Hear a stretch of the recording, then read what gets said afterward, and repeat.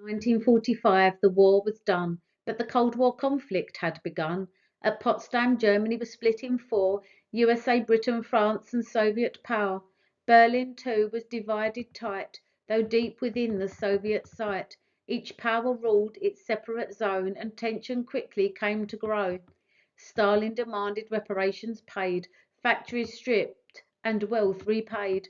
The West instead rebuilt the land to strengthen Europe as they planned.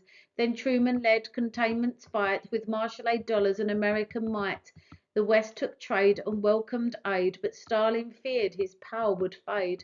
So Cominform and Comecon grew to tighten Soviet control anew.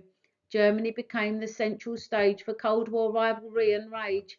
In 1947, Bizonia appeared as British and American zones were merged. Then France joined too in 48, creating Trizonia, an even stronger state. Stalin saw the West unite and feared a capitalist Germany gain in might. Then came the Deutschmark's bold release, another step towards recovery and peace. This currency angered Stalin more, and East and West split firm for sure. Two Germanys now took their shape, and Soviet control might escape. Stalin believed the West conspired to crush the hopes he long desired. He wanted Germany whole and red, not Western led or divided instead. So Berlin became his testing ground to see if Western strength was sound. Would Truman risk another war, or would the Allies back down once more?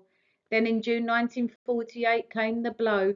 Stalin shut roads and rails so no one could go in or out of the Western zone, so West Berlin would be alone.